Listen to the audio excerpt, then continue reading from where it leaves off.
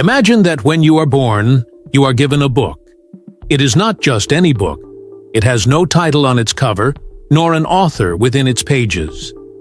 Its pages, blank at first, seem to patiently wait for you to write upon them, yet as you journey through life, you discover that some of those pages were already written before you arrived. Who wrote them? What secrets do they conceal? This book is the manual of your soul, a compendium of hidden wisdom, predetermined paths, and keys to understanding who you are and why you are here. But there is a problem. No one taught you how to read it. Since time immemorial, mystics and wise individuals have attempted to decipher the enigma of the soul. Ancient texts, esoteric doctrines, and spiritual traditions have spoken about its nature, its purpose, and its mysteries. Yet the true key is not found in the books you might discover in a library, but in the signs that your own soul has been leaving for you all along. In this journey, we will uncover forgotten wisdom and explore how to interpret these personal clues.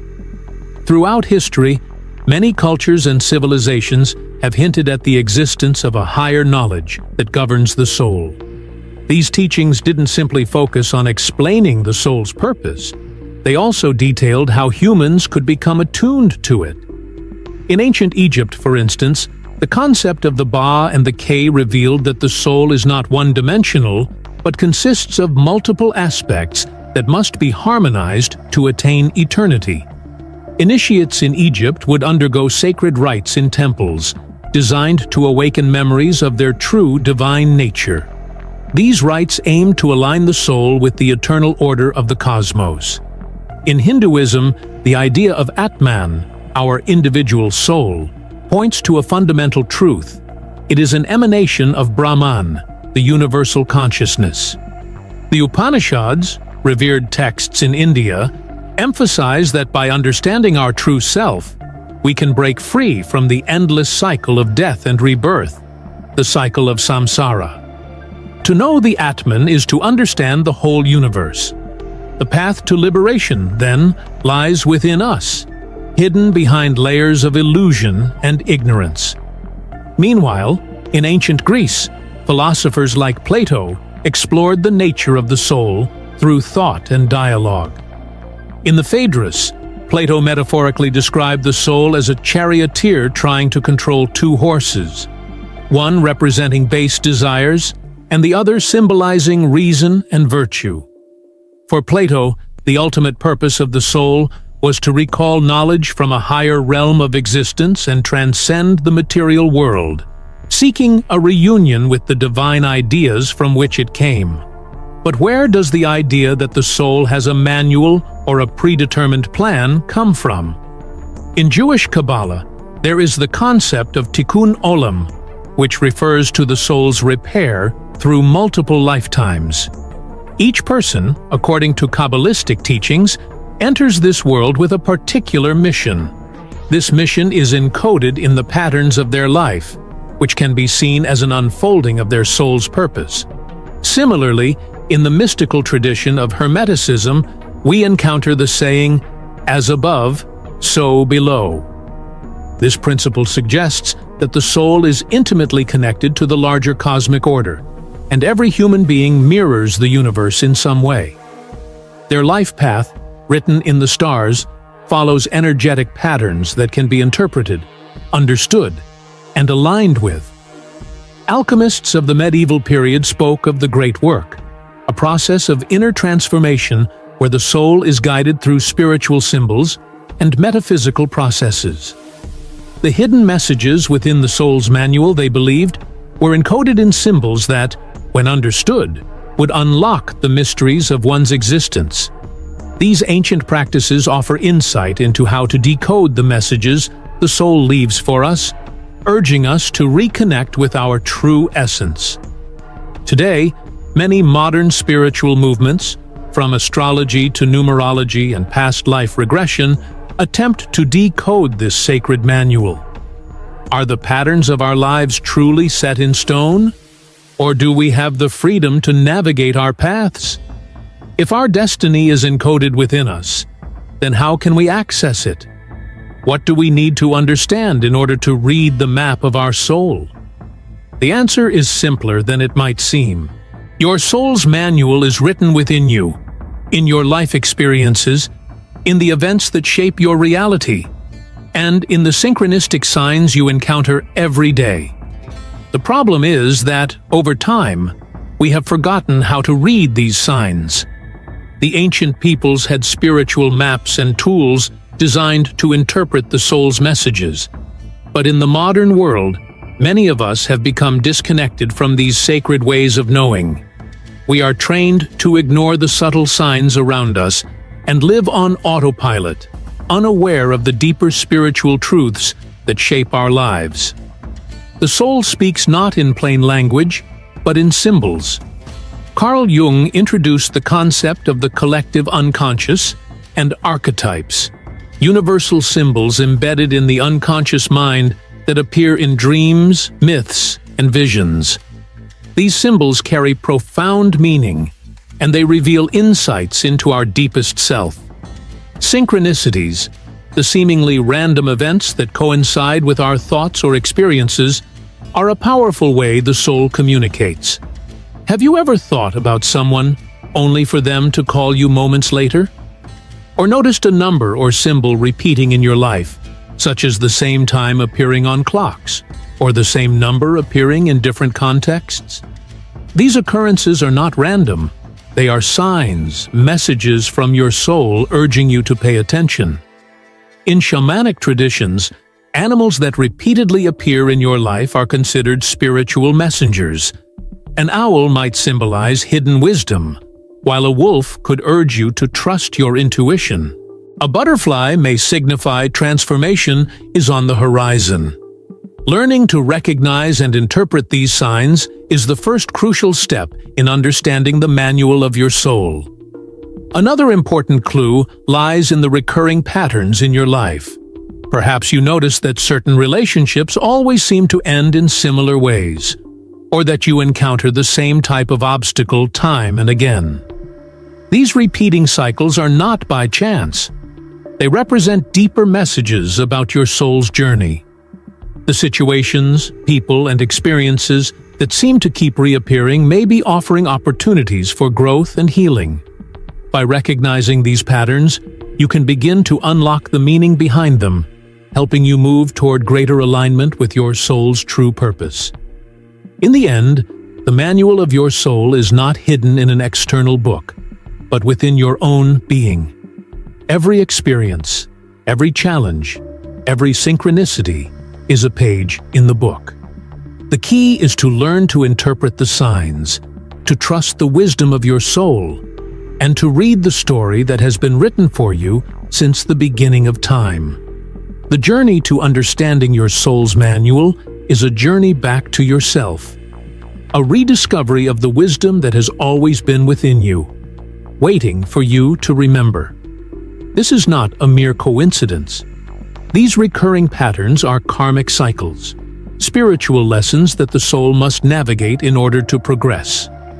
In Buddhist teachings, karma is not seen as punishment, but as a guide. Every challenging situation is like a blank canvas, offering you the chance to rewrite your story. It provides the soul with the opportunity to transcend past mistakes and align more closely with its true purpose. For example, if you consistently attract toxic relationships, it is a sign that you carry within you an unresolved wound, something that needs to be healed. The same goes for those who find themselves stuck in unfulfilling jobs. It may be a message from the soul that you have yet to discover your true calling or to align with your divine potential. According to the Akashic records, all experiences in our lives are recorded in a universal energetic field, accessible through deep spiritual connection. By tapping into this wisdom, we can understand the reasons behind the challenges and patterns in our lives, unveiling their deeper meaning. Every human being is born with natural gifts and inclinations that are unique to them. Why does one person have an innate passion for music, while another feels called to heal or write? These inclinations, which often emerge in childhood, point to the innate talents carried within the soul. These gifts are not random. They are a part of your soul's purpose. Before birth, your soul is imbued with specific abilities and missions, and these talents are the clues that help you navigate your life's path. Astrology, particularly your natal chart, sheds light on the map of your soul's purpose. Key aspects, like the North Node, provide insight into your soul's mission in this life. If we ignore these gifts, it's akin to disregarding a map that guides us to our destination. As a result, we may experience frustration, confusion, and an overwhelming sense of existential emptiness when we stray from our authentic path. The manual of the soul isn't found in any physical book. It's written in the experiences, symbols, and innate talents within us. However, to fully understand this manual, we need to learn its language. The soul communicates through symbols, emotions, and patterns. Yet the question arises, how can we interpret these messages? Many times, emotional blockages, outdated beliefs, and the noise of daily life cloud our ability to access this profound wisdom. To decipher the messages of the soul, we need to approach life with clarity and presence. As we explore the nature of this communication, it becomes apparent that the soul speaks in whispers, not loud shouts. In the world we live in, overwhelmed with distractions, the voice of the soul is often drowned out by the demands of rational thought and societal pressures. Spiritual traditions from Zen Buddhism to Sufism teach us that the knowledge of the soul can only be accessed when we create space for stillness and deep listening. In Zen Buddhism, there is a practice known as satori, a moment of sudden enlightenment that emerges when the mind is cleared of distractions and opens up to a deeper intuition. Similarly, Sufi mystics engage in the dance and repetitive chanting of mantras to reach elevated states of consciousness and deepen their connection with the soul. The key here is to remember that the wisdom of the soul does not come when we are desperate or overly eager for answers. Rather, it emerges in the moments of silence, stillness, and surrender. Meditation, connecting with nature, and engaging in deep self-reflection are powerful practices that help the soul's manual reveal itself more clearly.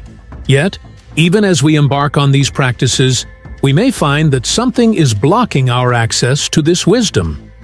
That barrier is often fear of uncovering painful truths about ourselves, fear of releasing old, limiting beliefs that once gave us a false sense of security, or fear of confronting the wounds of our past.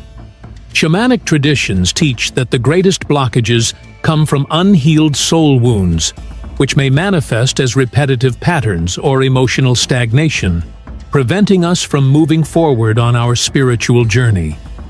To truly unlock the manual of the soul, we must heal these wounds. Shadow work, as taught by Carl Jung, is a powerful tool in this process. It involves facing and integrating the parts of ourselves that we have repressed or denied. By doing so, we release the stagnant energy that holds us back and allow the soul to regain clarity and alignment with its purpose.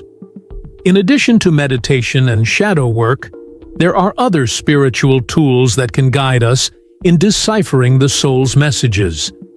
The Akashic Records, a vast spiritual library, store the memories of our soul's journey and contain valuable insights into our past, present, and future potential. Spiritual astrology reveals karmic patterns that influence our lives, and the study of tarot or oracle cards can offer guidance by reflecting the current state of our soul's lessons. Dreams, too, are a rich source of information, as the unconscious mind communicates with us through symbolic imagery that can unlock hidden truths. The manual of the soul is always available to us, but we must learn to interpret its messages. Silence, emotional healing, and spiritual practices are the keys to unlocking its wisdom. This process is not merely an intellectual exercise, it is a transformative practice that guides us toward a more authentic existence. So, how can we apply this wisdom to our everyday lives? How can we align our choices, emotions, and actions with the purpose of our soul? The first step is self-observation. By practicing mindfulness, we become attuned to the clues and messages our soul is offering us. Pay attention to recurring events, symbols, or feelings. These are signposts that can guide your path. Carry a journal with you and note any significant occurrences. Have you ever noticed that certain numbers or symbols appear repeatedly in your life? Have specific challenges or opportunities come up at different points in your journey? These patterns are not mere coincidences. They are part of your soul's blueprint. The second key is to make decisions that align with your true essence. Often, we feel lost or disconnected because we make choices based on fear, social expectations, or temporary comfort, rather than following our intuition and what makes us feel truly alive. In learning to listen to our inner voice, we can make decisions that bring us closer to our authentic selves and the life we are meant to lead. Lastly, trust the process. Healing takes time, and the manual of the soul reveals itself slowly. But as we continue on this journey of self-discovery, we become more attuned to our inner wisdom, and the path becomes clearer. When we follow these keys, observation, alignment with our essence, and trust in the unfolding, we begin to live more authentically and in harmony with the true purpose of our soul. When facing an important decision, ask yourself, does this expand me or contract me? Does it bring me closer to the most authentic version of myself or push me away? If fear did not exist, what would I choose? Alignment with the soul occurs when we live from authenticity rather than from external conditioning. Our society, culture, and upbringing often push us to make choices based on what is expected of us or what will bring temporary satisfaction, but true alignment comes from within. It is when we listen to the deeper voice inside that we can make decisions that nourish our soul and lead us to a life filled with purpose. If you are torn between several options, close your eyes and visualize each one. Observe how your body feels.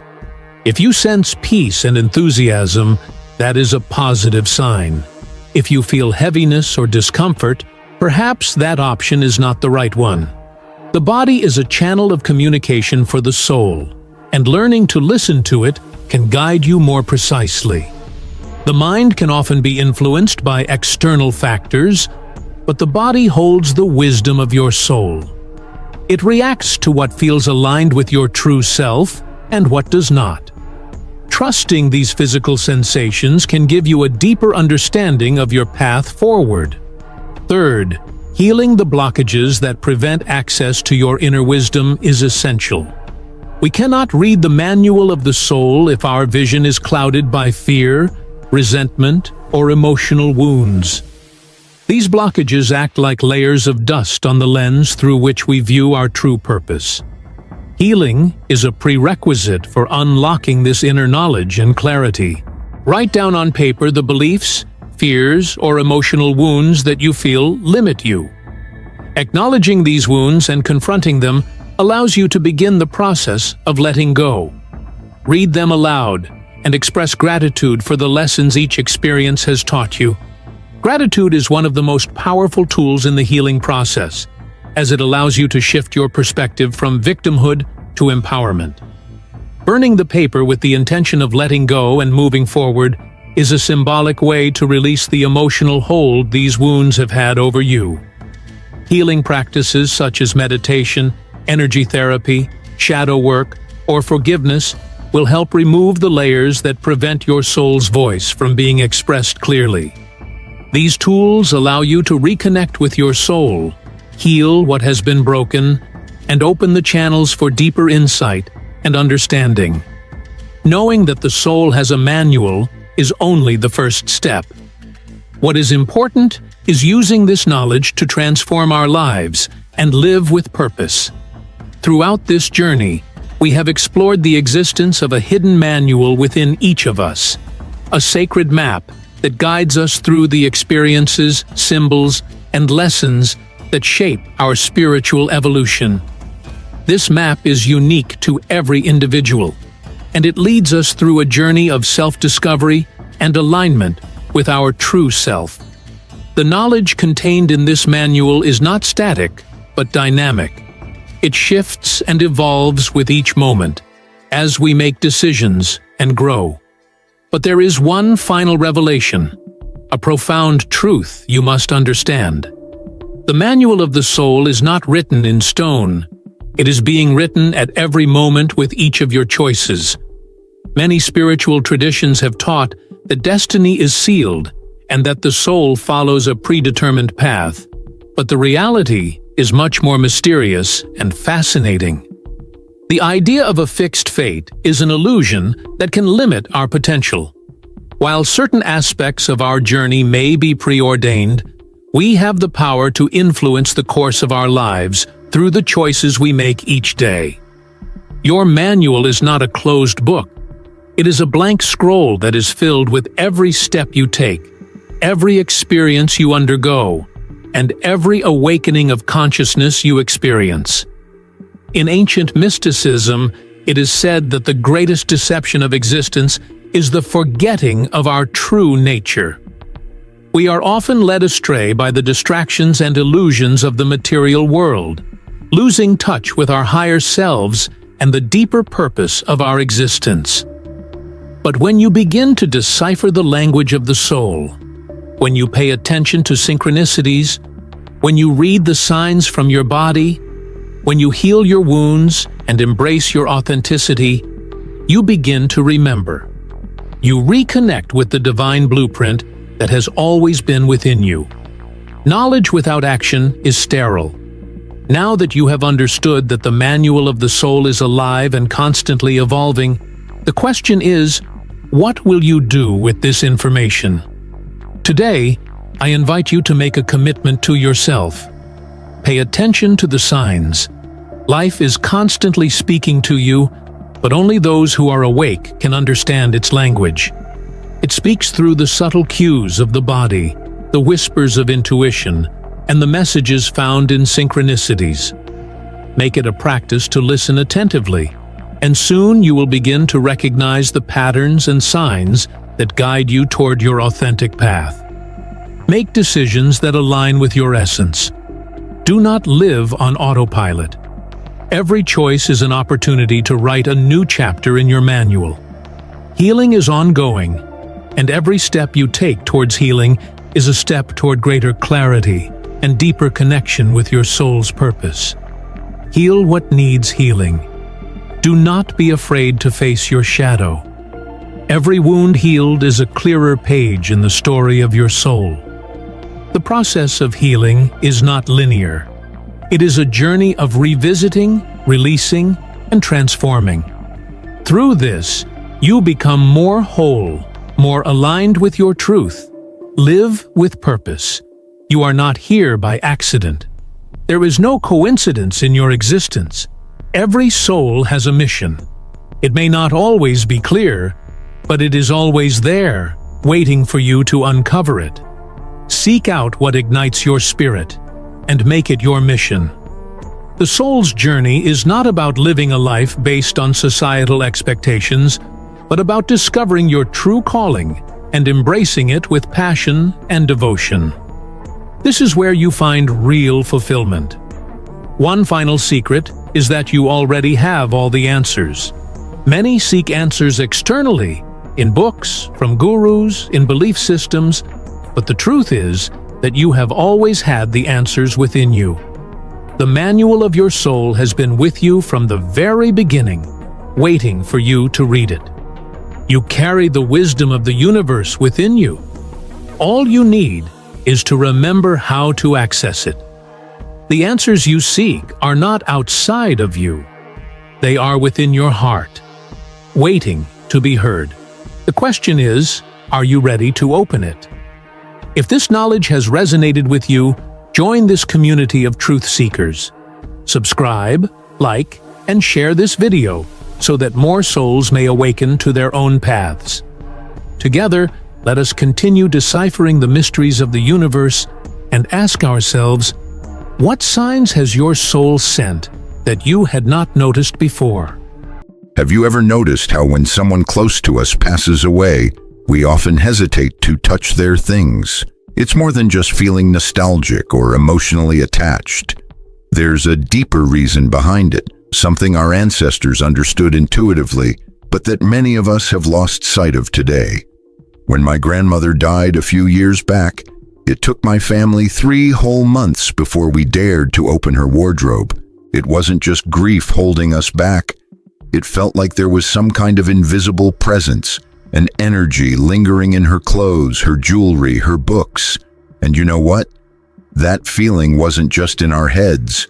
It turns out it's a form of ancient wisdom that lives on through our instincts. Cultures all over the world have recognized this for centuries. Take the ancient Egyptians, for example. They buried personal belongings with the dead because they believed the soul's connection to those items didn't sever right away. In Hindu tradition, personal effects remain untouched for 13 days after death. Tibetans wait 49 days before handling a deceased person's things. Jewish customs observe a 30-day mourning period before making any decisions about a loved one's possessions. Why? Because personal belongings aren't just physical objects.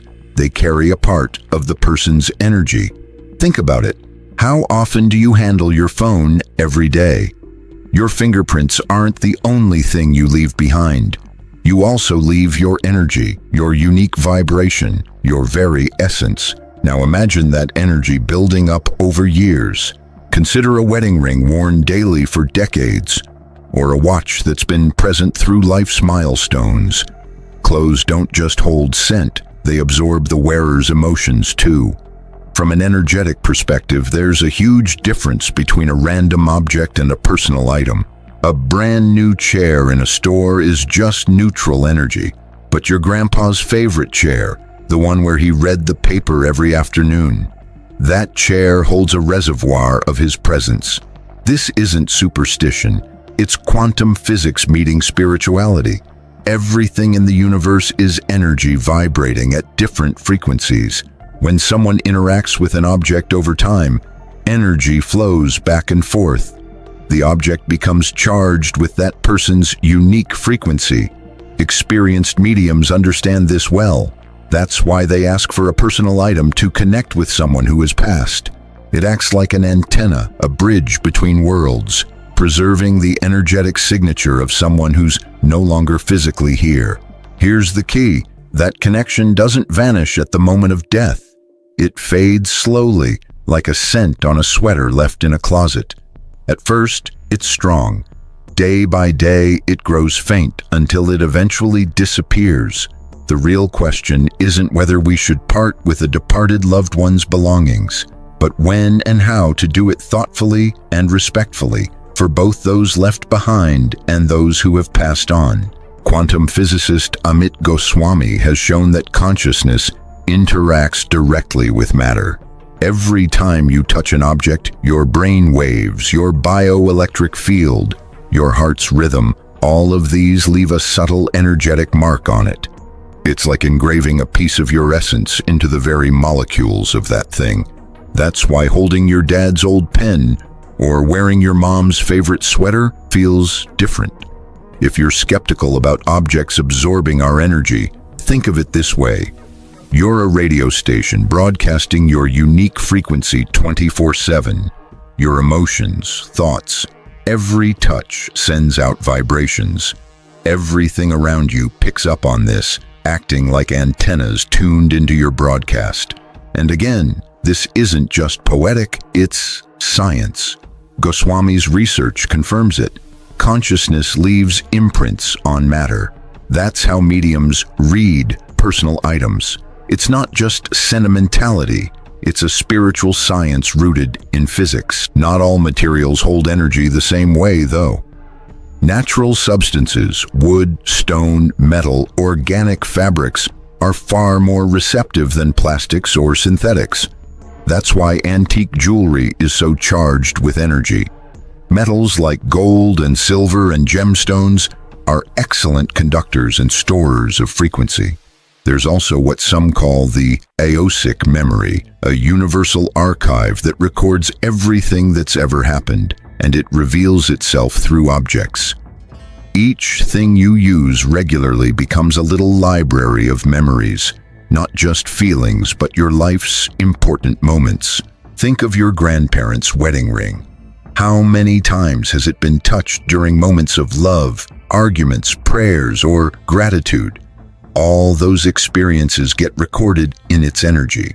The strength of this imprint depends on three things: how long you used the item, the emotional intensity of your moments with it, and how often you handled it. A toothbrush used for a couple of months won't hold the same energy as a watch worn daily for 30 years. A ring worn only at parties won't carry the same charge as one worn every day. This explains why some people feel uneasy wearing thrift store clothes or antique jewelry with unknown histories. They're sensing the energies left behind by previous owners. It's not just picky feelings, it's real energetic sensitivity. And when someone dies, these imprints don't vanish instantly. Like perfume lingering on clothing, the energy gradually fades over time. That's why shamans and healers have always performed rituals to cleanse objects before passing them on, clearing old energies to prevent unwanted influence. Modern neuroscience backs this up too, through studies on mirror neurons and how our brains respond to energy and intention. Our brains have an amazing ability to pick up and mirror emotional energies, even through objects. When you come into contact with something that holds a strong energetic imprint, your neurons start to resonate with that information, causing you to experience faint echoes of the emotions tied to whoever once owned the item.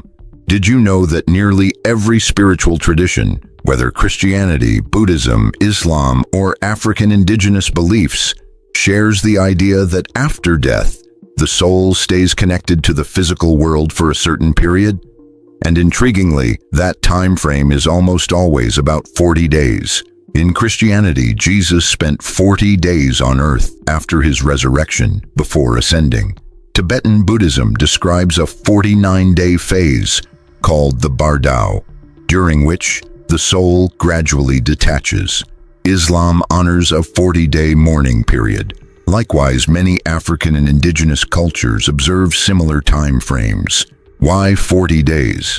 It's believed this is the natural window for the soul to gently let go of its earthly ties and continue its spiritual journey. During this time, the recently departed remain energetically linked to everything that was part of their physical life.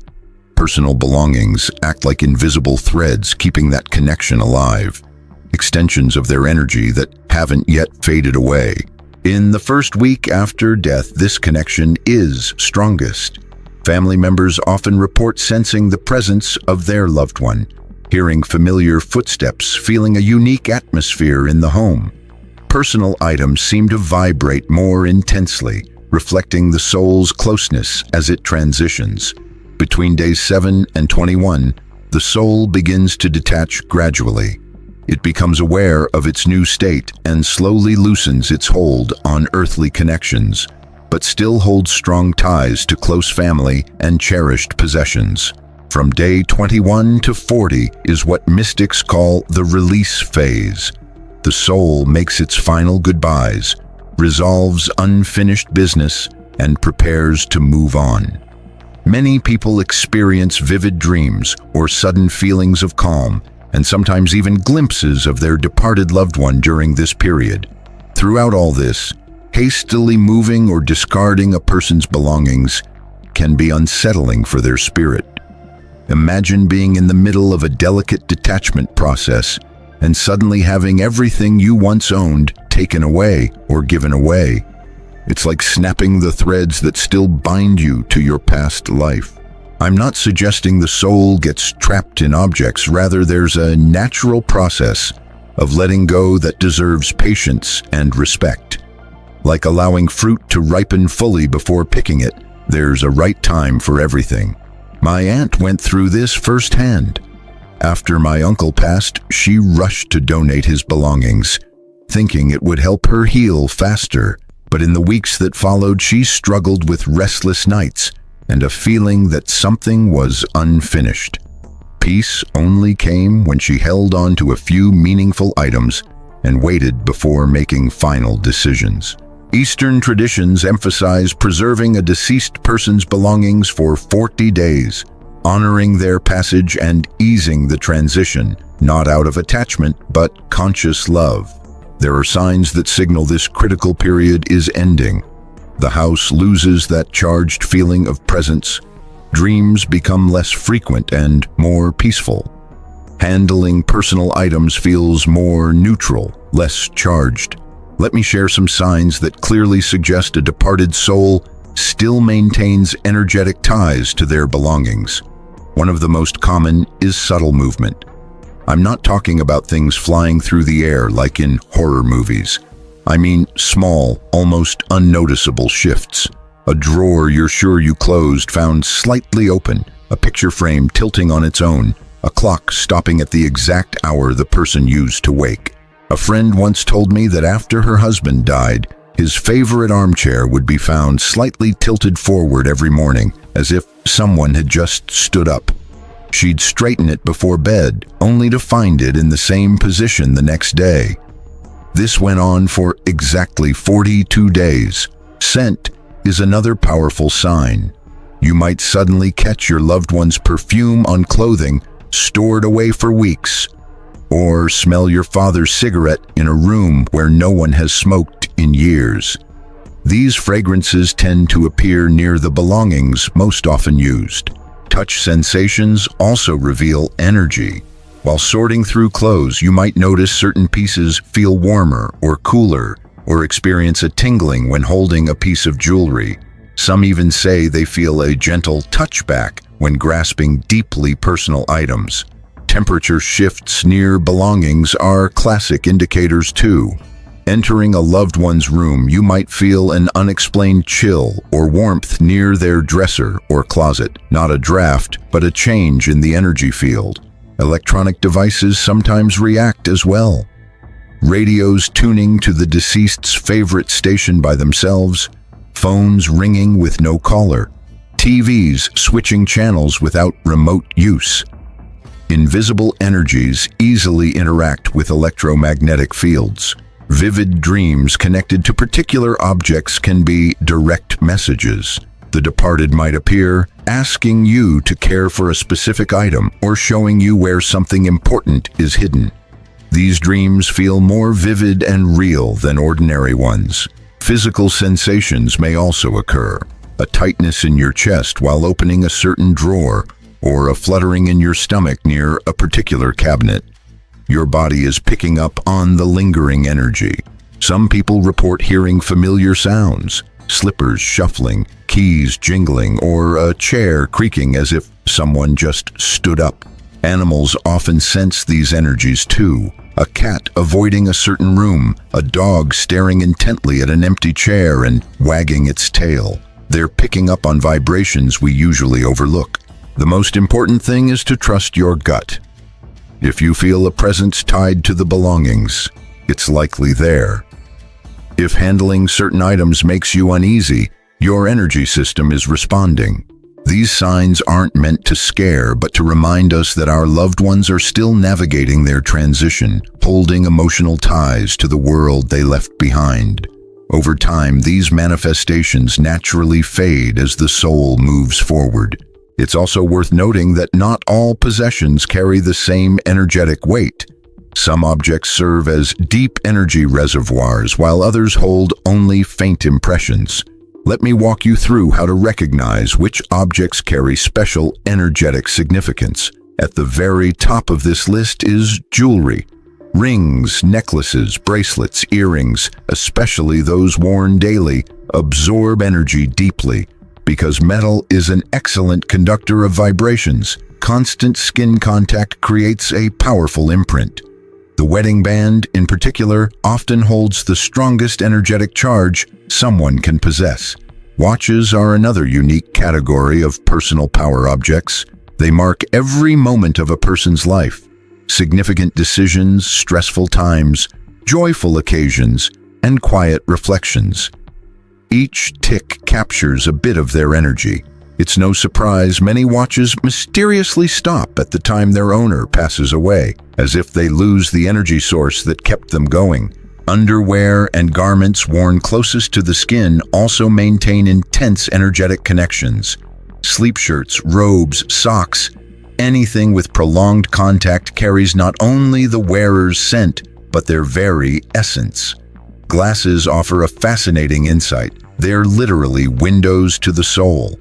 They reflect how someone viewed the world and contain subtle impressions of everything they witnessed. Reading glasses, in particular, are powerful because they're part of moments filled with focus, learning, and contemplation. Shoes hold the energy of every step, every journey taken, every place visited. Well-loved pairs, especially, become energetic maps charting the wearer's path through life. Now, I'm curious, what's one item from someone special you just couldn't part with? I bet there's something that tugs at your heart every time you think about it. Photographs are potent portals of energy, freezing specific moments and emotions in time. Pictures capturing happy times radiate joy, while those from harder periods may carry a trace of sadness. The photos a person cherished most often hold the strongest energy. Personal writings, letters, journals, notes are rich with the energy of thoughts and feelings present during the moment of writing. Every word is infused with intention and emotion, acting as concentrated capsules of that person's consciousness. Objects handled daily, pens, keys, wallets, bags, absorb energy through repeated contact and their role in the person's life. A house key carries the energy of every arrival and departure. A wallet reflects the vibrations of financial decisions, moments of abundance or anxiety. Musical instruments stand out as extraordinary power objects. They serve as channels for the soul's expression, with every note leaving an energetic mark. The guitar that was strummed for serenades or the piano where cherished melodies came to life become true extensions of the player's heart and spirit. Favorite books, especially those read and reread, soak up the energy of every reading session, every reflection, every burst of inspiration. Notes in the margins and highlighted passages are like maps revealing the person's inner journey and growth. Religious items, crucifixes, saint statues, crystals, amulets, carry not only personal energy but also the energy of prayers, intentions, and faith embedded in them. These items form a bridge between the human and the divine. Decorative pieces chosen with care, paintings the person loved, and plants they nurtured all hold significant energetic weight. These items reflect their personality and taste, becoming extensions of who they were. The bottom line, the more personal and meaningful an object was, the stronger its energetic charge, and the more thoughtfully it should be handled after someone passes. These special objects aren't just belongings, they are bridges that connect us, sources of comfort, and often vehicles through which our departed loved ones send signs of love and protection. Now, what I'm about to share might sound unsettling, but it's crucial to understand. When items charged with the energy of someone who has passed are donated or sold without proper care, they can carry far more than just physical presence. Energy doesn't vanish simply because ownership changes, it transfers. I knew a family who quickly gave away their father's clothes to charity. Within 2 weeks, they started getting strange calls from people who received those items. One woman said that after wearing a particular shirt, she couldn't stop crying for no clear reason. A young man reported recurring nightmares after putting on a coat. A child who got a pair of shoes developed an unexplained fear, This isn't coincidence, it's direct energetic transfer. When someone dies, especially if the death was sudden or traumatic, their most personal items often retain parts of their emotional energy. Sensitive people who come into contact with these belongings can absorb those feelings as if they were their own. The biggest risk arises when objects carrying heavy emotions, grief, anger, fear, illness, end up with people already going through emotional challenges. These energies find fertile ground to manifest in new ways. I often see families donating clothes of loved ones who passed after long hospital stays. These items may carry not just the energy of illness, but also anxiety and fear from those final days. When these belongings change hands, they can affect the new owner's emotional and even physical well-being. Children are especially vulnerable to this kind of energetic transfer. Their energy systems are still developing and much more open to outside influences. For that reason, clothes belonging to children who have passed should never be handed down without thorough spiritual cleansing. Thrift shops and secondhand stores are full of items charged with layers of different energies. Sensitive visitors often report feeling uncomfortable or uneasy, picking up a complex mix of emotions, memories, and even trauma left by previous owners. There are even documented cases of objects following their new owners. For example, a client once bought an antique doll at a flea market, and soon after she began experiencing nightmares about a crying child. She later learned that the doll once belonged to a little girl who tragically died in an accident. Peace only came after she performed a spiritual release ritual to cleanse the doll's energy. Old furniture often carries similar heavy energy. Beds, chairs, tables that have witnessed moments of joy, conflict, illness, and death can hold on to those vibrations for decades. People who buy antique furniture without knowing its past sometimes find themselves dealing with unexpected problems. The good news? Not all transferred energy is negative. Items from positive, loving, or spiritually awakened individuals can actually bring blessings to their new owners. Still, even in these cases, energetic cleansing is important because everyone vibrates at a unique frequency. Neutralizing the energy prevents any clashes. Remember, energy isn't a game. It's real, powerful, and it can deeply influence our lives. Giving away charged objects without proper care is like handing someone an emotional time bomb. Now, let's get to the practical and crucial part: how to energetically cleanse belongings before making decisions about them. Energetic cleansing isn't optional. It's necessary for honoring both the departed and those who will inherit the items. The most effective and ancient method is smudging with sacred herbs. White sage, rosemary, rue, basil, and guinea grass are all powerful for clearing energy. Light the herb bundle, allow the smoke to fully surround each item, and visualize any foreign or stagnant energy dissolving and transforming into pure light. For clothing, the saltwater soak is remarkable. Dissolve 3 handfuls of coarse salt in a basin of clean water and submerge the garments for at least 3 hours. Ideally during daylight. The salt draws out dense energies while the water washes them away. Afterwards, wash the clothes normally. Metal items like jewelry respond well to cleansing with running water. Hold them under a faucet for a few minutes, imagining all lingering energy from previous owners being carried off by the flow. For an added boost, do this on a Friday night. Venus's influence supports energetic transformation. Sunlight is one of the oldest and most potent purifiers. Place objects in direct midday sun for at least 2 hours. Sunlight transmutes heavy energies into neutral vibrations. This works especially well with crystals, metals, and fabrics. Books and papers require a gentler approach.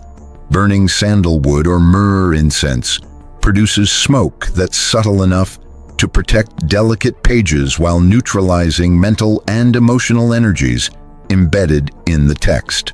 For objects heavily charged with energy, burying them in the earth for 3 days during a waning moon works wonders. The soil naturally absorbs and transmutes negative energy. Wrap the item in white cloth before burying. Sound cleansing using Tibetan singing bowls, crystal bowls, or rhythmic clapping produces vibrations that break up old energy patterns. Spend at least 5 minutes near the objects, repeating until you feel the space shift energetically. Visualization is a powerful tool to combine with these methods. Picture a golden light enveloping each object, dissolving any residual energy and leaving the item pure and neutral, like new. For larger furniture, you can use an energy cleansing spray made by mixing water, a few drops of lavender essential oil, a pinch of salt, and floral essences such as rock rose or crabapple. Spray the whole piece while visualizing purification. A release prayer is a key final step.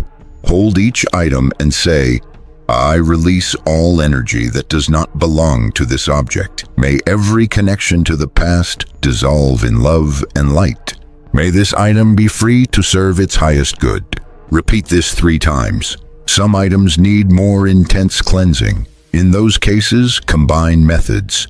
Start with smudging, then salt water, followed by sun exposure, and finish with prayer. Trust your intuition to know when an object feels fully cleansed.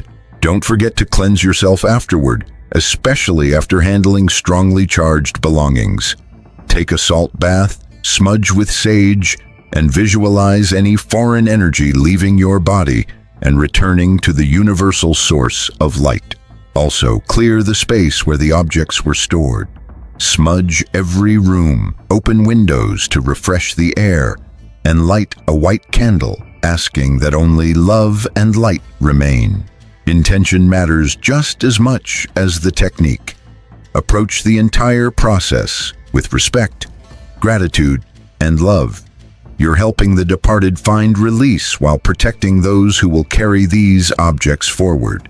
Once cleansed, these items become neutral and ready to serve new purposes, free from past energetic baggage.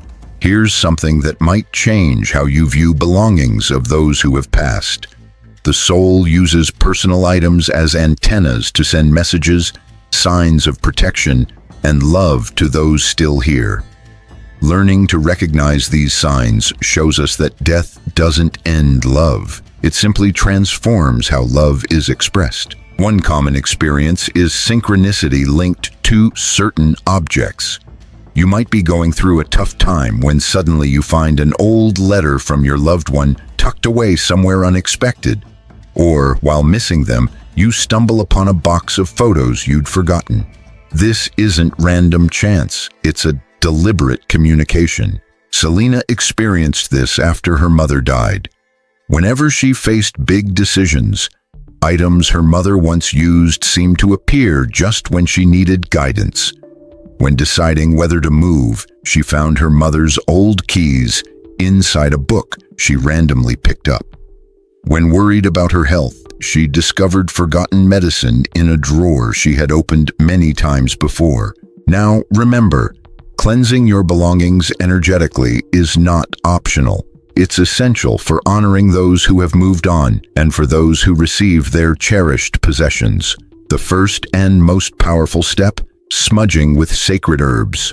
When it comes to clearing the energy from objects, some herbs stand out as the most effective: white sage, rosemary, rue, guinea, and basil. To cleanse, light your chosen herb and allow the smoke to fully surround the item, imagining all unwanted energies dissolving and transforming into pure light. For clothing, there's a remarkable ritual involving coarse salt and water.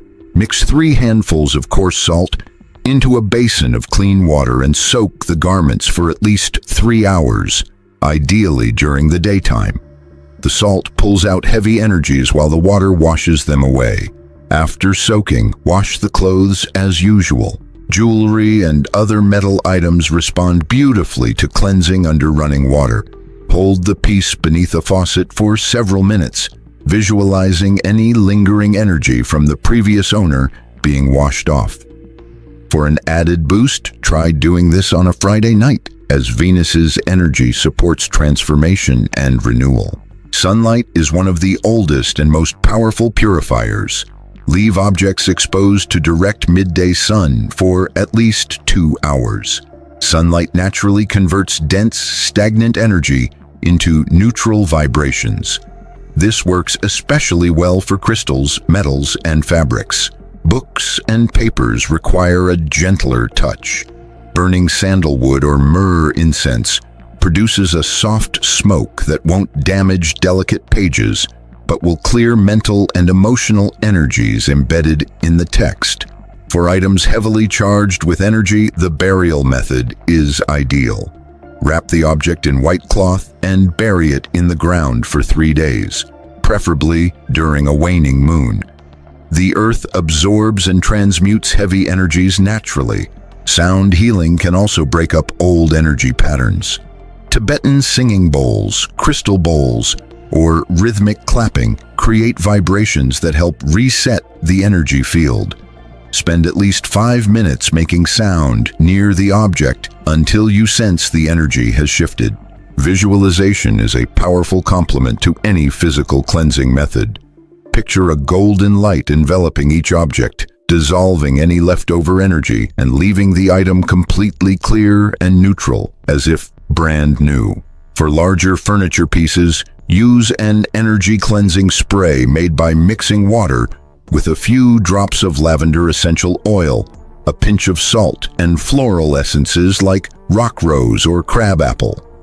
Spray the surface while imagining the item being purified. A crucial part of this process is the release prayer. Hold each item and say aloud, "I release all energy that does not belong to this object. May every tie to the past dissolve in love and light. May this item be free to serve its highest purpose." Repeat this 3 times. Sometimes objects need extra care. In those cases, combine methods. Begin with smudging, follow with saltwater soaking, then sun exposure, and finish with prayer. Trust your instincts to know when the cleansing is complete. Don't forget to cleanse yourself after handling heavily charged objects. Take a bath with coarse salt, smudge your body with sage, and imagine any foreign energy washing away back to the universal source of light. The space where the items were stored should also be cleansed. Smudge all rooms. Open windows to refresh the air and light a white candle, asking that only loving, positive energies remain. Remember, intention is as important as technique. Approach every step with love, respect, and gratitude. You're helping both the departed find peace and protecting those who will receive these belongings. Once properly cleansed, objects become neutral and ready to serve new purposes without carrying any energetic baggage. Here's something that might change how you see belongings left behind by loved ones. These items aren't just reminders. They can be active channels between worlds. The soul of the departed often uses personal possessions as antennas to send messages, offer protection, and express love. When you learn to recognize these signs, you'll realize death doesn't end love. It simply changes the way it communicates. One common sign is synchronicity linked to specific objects. During tough times, you might unexpectedly find an old letter or stumble upon a box of forgotten photos. This isn't random chance, it's a deliberate form of communication. Maria experienced this often after her mother passed away. Whenever she faced big decisions, she'd come across objects her mother once used, perfectly related to the situation. When deciding about moving, she found her mother's old keys tucked inside a book she randomly picked. When worried about her health, she discovered one of her mother's forgotten medicines in a drawer she'd opened countless times. Objects also enhance intuition. If you hold something deeply personal belonging to the departed and ask a question silently, pay attention to your first thought, feeling, or image. That's likely a response from them. Unexplained changes in objects can be messages too. A clock that stops exactly at their birth time, a plant that blooms off-season on meaningful dates, a radio that turns on by itself, playing their favorite song just when you need comfort. One of the most touching signs is finding gifts. While sorting through belongings, you might come across something you didn't remember they had, perfectly relevant to your current life, as if they saved it for you. Pedro experienced this after losing his job shortly after his father's death. While going through his father's things, he found an envelope with his name on it, containing money and a note. "For the hard days I know will come. I love you." His father had left it 2 years before passing, seemingly knowing Pedro would need it. Subtle shifts in how objects are placed are also communications. A photo frame might be turned differently from how you left it, or rings you arranged one way are found, rearranged later. A gentle reminder, "I'm here." Dreams where the departed show specific objects or ask you to find something are clear messages. They might reveal where something important is hidden or ask you to care for a particular item because of its special meaning. A powerful way to connect is through directed communication. Hold a personal object, close your eyes, take a deep breath, and mentally ask a specific question, whether practical or spiritual. Then watch for signs in the days that follow. Objects that suddenly draw your attention are often messages. You might walk past a shelf 100 times, but suddenly notice a certain book calling to you. Or maybe a piece of jewelry you thought you'd put away suddenly shows up somewhere you don't remember placing it. These moments are gentle nudges to pay closer attention. Numerical coincidences connected to these objects can be powerful signs too. You might find yourself glancing at their clock at the exact same time each day, or notice numbers in their notes that perfectly align with what's happening in your life. Numbers are a universal language. They deliver clear, meaningful messages. Some people experience sudden, inexplicable urges tied to a loved one's belongings, like a strong feeling to open a particular drawer or pick up a certain item of clothing. When they follow these impulses, they often uncover something important or find the comfort they needed in that moment. Messages can also come through other people. Maybe someone mentions an item that belonged to the person you lost, just as you were thinking about them. Or a child picks up their favorite toy right when it feels most significant. The key is to stay open-hearted and receptive. Communication through objects is always subtle, gentle, and respectful. It never arrives in a way that's scary or unsettling. If something does make you uncomfortable, that's likely leftover energy needing cleansing, not a message from a loved one. Remember, those who leave us out of love don't want to frighten or unsettle us.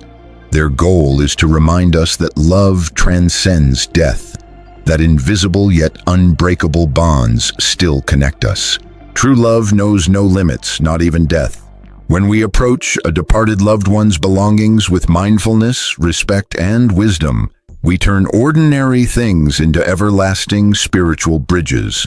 So next time you hold something special from someone you cared about, remember, you're not just holding an object. You're touching a living memory, a piece of eternity, a tangible reminder that some connections never fade. If you'd like, drop a comment below and let me know if you want a video revealing the 9 specific items that should never leave a home after someone passes. If enough people are interested, I'll make it happen. Until next time, what if I told you that you've spent your whole life surrounded by dark energies without even realizing it, and that a simple Turkish eye worn on your left wrist could have been your shield, if only you knew how to activate it? Think about that for a second. Have you ever felt like people were staring at you, or noticed situations repeating themselves for no clear reason? Maybe you've suddenly felt drained, like something invisible was sucking your energy away. Lots of people have experienced this, and many, without knowing it, have fallen under the influence of the evil eye. It's an ancient, subtle, silent force that shows up through envy, projection, and other people's unconscious intentions. But you're not powerless. For centuries, cultures around the world have used an age-old symbol to protect their energy field. The Nazar, better known as the Turkish eye. And no, it's not just a pretty trinket or superstition. It's an energetic tool, an ancient kind of shield that intercepts and dissolves those invisible waves you can't always explain but definitely feel. In this video, we'll reveal its true power. I'll explain why it works, what each color means, and most importantly, why wearing it on your left wrist offers the strongest protection. Towards the end, I'll walk you through a simple, practical ritual to charge it with intention. So it's not just an external charm, but a living extension of your own energy. Because while you can't stop others from looking at you, you can choose the frequency you use to receive those looks. The Turkish eye wasn't made as a fashion statement. It was born as a quiet response to a tough reality. Negative energy is real, and envy isn't just an emotion.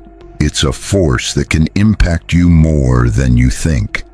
Its original name is Nazar Bonkuk, coming from ancient Middle Eastern traditions, especially Turkey and Greece. But what most people don't realize is that this symbol isn't a new trend. It's as old as the civilizations that looked to the sky for answers and to the soul for protection.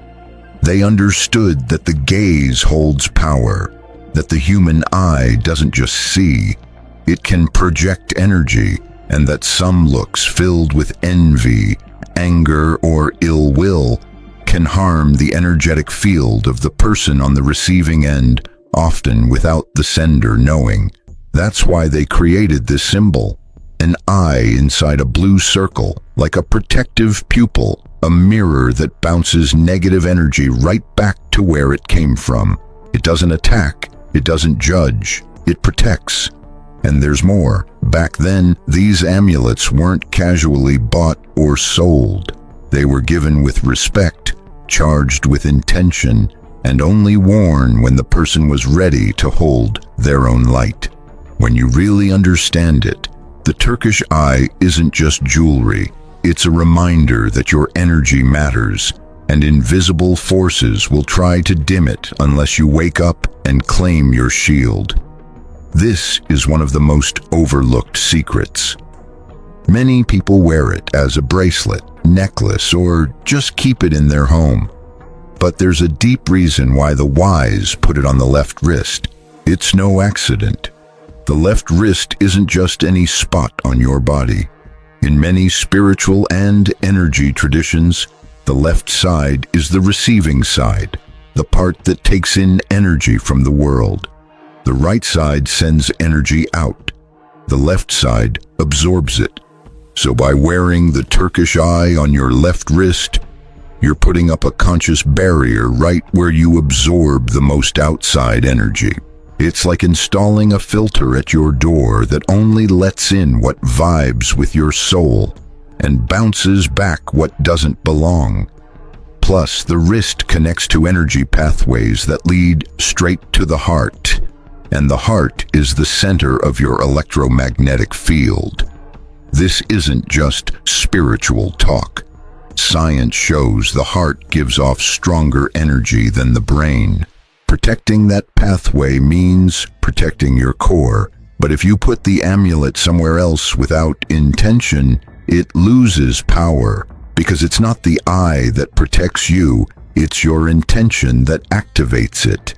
Wearing it on your left wrist sends a clear message to the universe. I'm ready to protect myself. I'm ready to stop absorbing what's not mine. Many people think the Turkish eye is only blue, and yes, that's the most popular color, but it actually comes in several colors, each with its own meaning. If you pick one without knowing, you might attract energies you don't want, or miss out on the ones you need most. The blue eye, the most common, stands for general protection against the evil eye, but also represents inner calm, truth, purity and mental clarity, perfect for those just starting their healing journey who still feel vulnerable. The red eye symbolizes vital energy, courage, passion, and drive. It's great if you feel stuck or lacking motivation, but be careful. It can stir up intense emotions if you're off balance. The green eye is all about emotional healing and connecting with nature. Ideal if you're going through grief, breakups, or inner changes. The white eye represents total purity, enlightenment, and spiritual peace. It has the highest vibration but also requires strong awareness, since it amplifies both light and unresolved shadows. The black eye, though less common, absorbs negativity directly and acts as a full shield. But it's not for everyone, only recommended for those with high energetic awareness, since it can be a very intense mirror. So, which one speaks to you?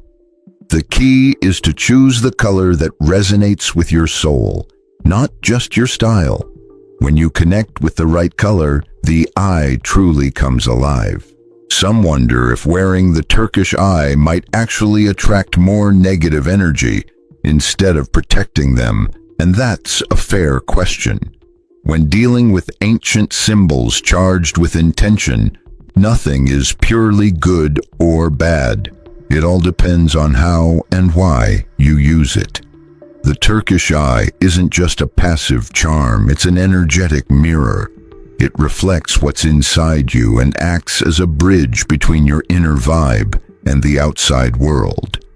If you wear it out of fear or distrust, or just as a magic shield without awareness, it can actually amplify that fear, and instead of protecting you, it exposes what you haven't healed yet.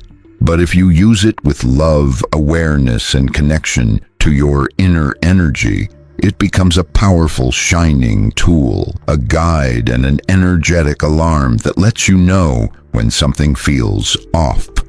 The Turkish eye won't do the work for you. It walks with you and reminds you, but you're the one who has to raise your frequency and decide how to live. So, is it good or bad?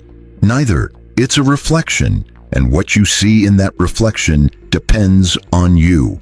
If you decide to wear it, do so with awareness, respect, and clear intention, because that's the only way its true power gets activated. Should you wait for someone to gift it to you, or can you buy it yourself? That's one of the most common questions about the Turkish eye, and the answer isn't as simple as it seems. Since ancient times, people have said, the Turkish eye only works if it's given as a gift. And there's a symbolic reason behind that. When someone gifts it to you, they do so with protective intention and care, and that energy becomes part of the amulet. But what if you buy it yourself? Does it lose its power? The truth is, the power isn't in the object itself, but in your intention. Buying it can be just as meaningful if you do it consciously. When you get it, pause, take a deep breath, and say to yourself, today I protect myself. Today I stand with myself. Today I choose to raise my energy. That transforms the whole experience, because you're giving yourself protection, choosing yourself, and that's way more powerful than any gift without intention. What you want to avoid is buying it on impulse just because it's trendy, or wearing it without knowing what it means, because then it really loses its power. Remember, it's not the eye that protects you, it's the awareness you bring to wearing it. So if you feel drawn to have one, don't wait for someone else.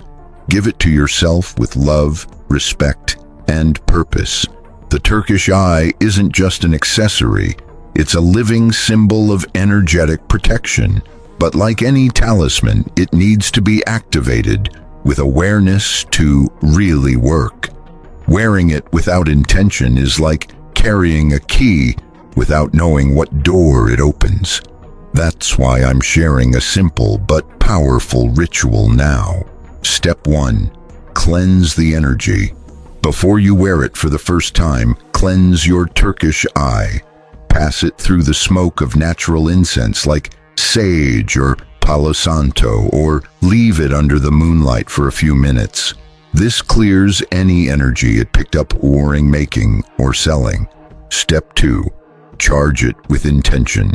Hold it in both hands, close your eyes, take 3 deep breaths and say, out loud or quietly, I activate this eye as a symbol of my protection. Nothing outside can harm my inner light. I am calm, I am safe, I am centered. Picture a blue light around it. Feel that energy wrapping around you too. This step is key. Intention is what wakes up its power. Step 3. Wear it on your left wrist. Put it on calmly and with respect.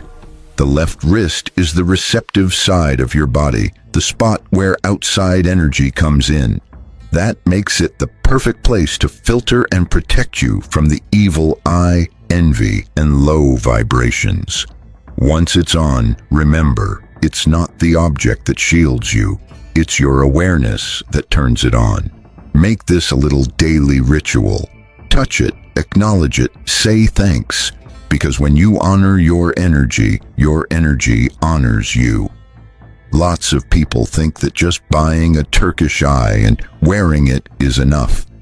But what they don't realize is that wearing a sacred symbol without awareness can actually backfire. A talisman like this is a mirror of your inner energy, and if you wear it out of fear, desperation, or dependency, you're showing vulnerability, not protection. The Turkish eye isn't a magical barrier that cuts you off from the world. It's a tool. And like any spiritual tool, its power depends on how you use it. If you wear it just as a fashion piece without understanding it, it's empty.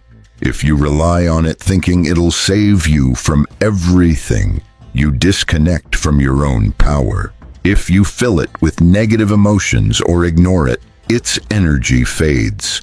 Also, many people handle it or leave it out without realizing that every touch leaves an energetic mark, and if you don't cleanse it, you might end up holding heavy energy from others right on your wrist. That's why activating this amulet with intention is so important, and why you need to understand it's not the object protecting you. You are the one who turns it into a shield. An unconscious amulet becomes superstition, but a conscious amulet is a direct link to your soul. So before you start using the Turkish eye, ask yourself, am I doing this from fear or from my own power? How do I know if it's really protecting me or if I'm just wearing it out of habit? The answer is more subtle than you might think. It's not about instant miracles, but noticing changes in your energy, your environment, and your feelings. First, you feel calmer for no clear reason. One of the first signs it's working is a peaceful feeling you didn't have before. Worries fade, fear eases, and you feel more confident in your own skin. Second, people who used to drain your energy start to pull away. You don't have to cut ties or argue. Those who used to steal your light just step back. Like an invisible force keeps them at a distance. That invisible force is your stronger energetic field. Third, your thoughts get clearer. Mental chaos slows down.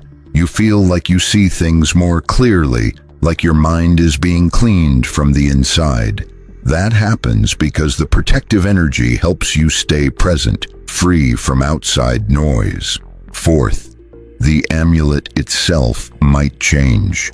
Sometimes the Turkish eye cracks, chips, or loses color. While that might seem bad, it's actually a sign it's taken an energy meant for you. When this happens, thank it and get a new one. It's done its job. Fifth, you become more magnetic. You might not know why, but people start noticing you differently. Your aura feels stronger, your presence more solid. That's because you're vibrating with protection, not defense. Then you'll know the Turkish eye isn't just with you, it's working for you. Maybe now you'll see the Turkish eye in a new way, not just a talisman, accessory, or trend, but a quiet reminder that we live in an energetic world where looking strong isn't enough. You have to activate that strength, protect it, and keep it alive with awareness. The Turkish eye doesn't have power on its own. Real power comes from you, your energy, your intention, and your daily connection with yourself. When you wear it on your left wrist with awareness, you're telling the universe, I'm awake. I choose to protect my energy. I choose to remember who I am. And everything shifts. You're no longer a victim of invisible forces. You become the guardian of your own light, because you didn't come into this world to live in fear or be controlled by other people's energy. You came here to grow your soul, to walk with clarity, and to reclaim the power that's always been inside you. And if you ever feel life dragging you down, if it's hard to keep going, if you sense something outside draining you, or if your light feels dim, put your hand over your left wrist. Look at your amulet, close your eyes, and remember, you are protected, you are guided, and you have never been alone. Drop me a comment if you've ever felt those invisible energies around you. Have you ever worn a Turkish eye? Do you believe in its power? I want to hear your story. Walk this path with you and share this journey together. And if this message resonates with you, subscribe and hit the bell, because here we share rituals, ancient wisdom, and spiritual tools to help you reconnect with your soul and find your center whenever you need it. Remember this, the power isn't in the amulet, it's in you. But sometimes all you need is a symbol to remind you of that.